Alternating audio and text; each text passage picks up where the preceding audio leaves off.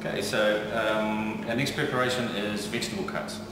Probably one of the most important things that we're going to be doing in kitchen basics. A lot of people say that cutting in vegetables, you just mince it all up and throw it in and it'll work. It won't. You have to cut it all the same size, especially if you're cooking out the vegetable, to cook at the same rate.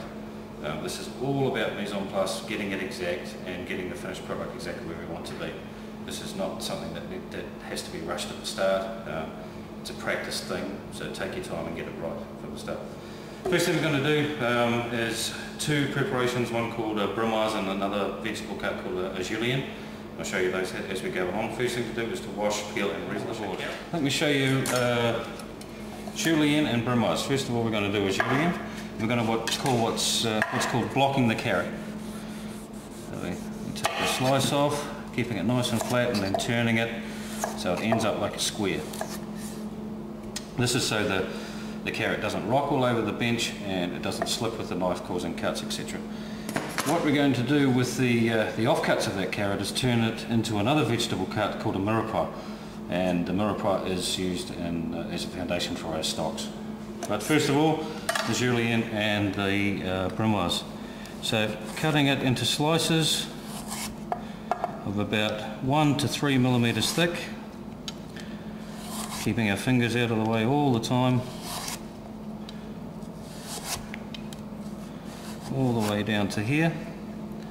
We'll save maybe 4 for a Brunoise and 4 for our Julienne. Lay out the slices like a deck of cards, just like a deck of cards, and using our normal hold for our fingers, rock the knife through the carrot, making matchstick size cuts of the carrot. Now that's our first vegetable cut, Julienne, usually used in preparations of salads and that sort of thing. Our Brunoise, Julienne cut into squares. So again, fan out our carrot just like a deck of cards, using the same procedure, cut it into nice even strips, and then turn the whole into 1 to 3 millimeter squares. Brunoise cuts are used in everything from garnish as through force meats through to garnish for salads. But the most important thing is to try and keep all these cuts consistent. If you don't have a consistent product, they're not going to cook at the same rate and you won't have a good result. So spend the time, get it right. Here we've got an iceberg lettuce, just come out of the Polytechnic garden. It's lovely. I'm going to take off the outer leaves, and you can see the core here of the iceberg. A lot of people will tell you to get your turning knife and take the core out with the turning knife. Not necessary again. Grab the iceberg lettuce, line up the core and just give it a tap on the board, and then the core will come out. Okay? And take it right out of the centre. Chiffinade of lettuce is used in a number of preparations as well, usually for obviously salad work. Cut it. I'm going to cut our chiffinade into our lettuce, iceberg lettuce into quarters, and take off that bottom piece. And then using our rolled fingers again, keeping it out of the way, we're going to slice it nice and fine across the lettuce. So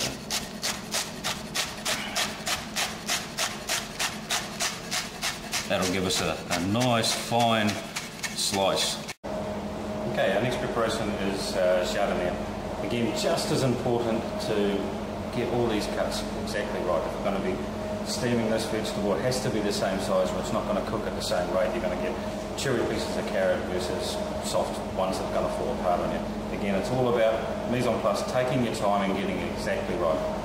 You will be assessed on all these cuts very soon after you start in this catering school, and it pays to get it right, otherwise you'll be doing resets. So yeah, take your time and get it right.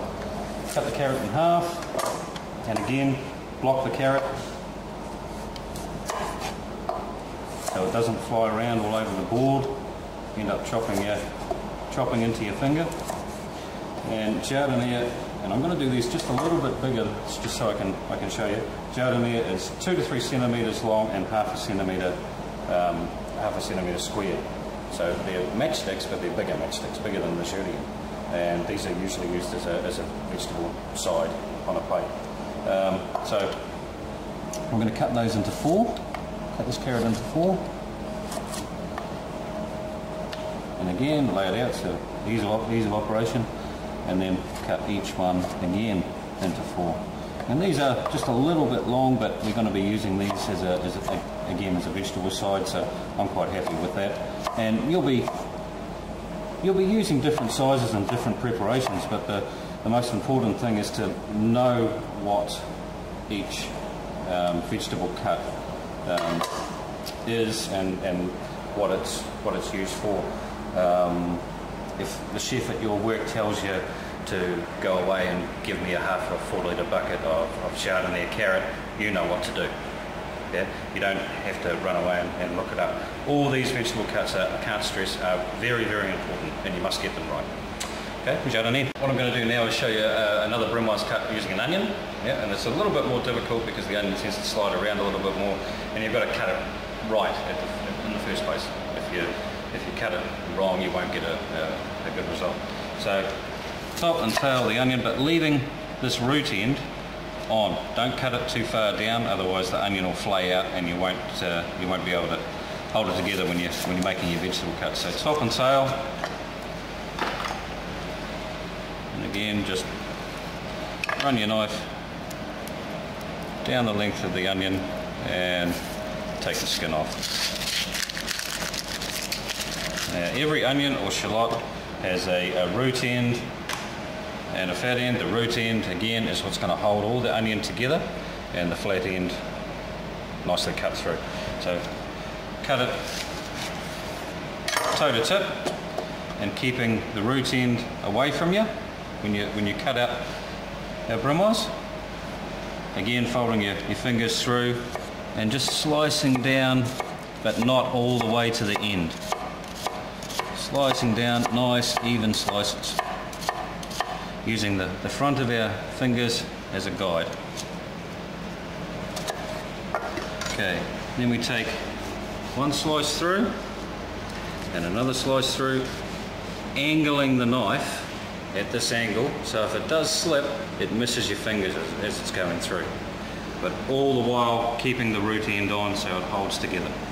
So we've cut down this way, we've cut through twice, and now we're going to rock our knife through the width of the onion into the Brunoise cut. Take your time again, using the front of your fingers as a guide. And what I do is discard the root end, and I use that for our mirepoix cuts for our stocks. Okay, so that's our Brunoise cut.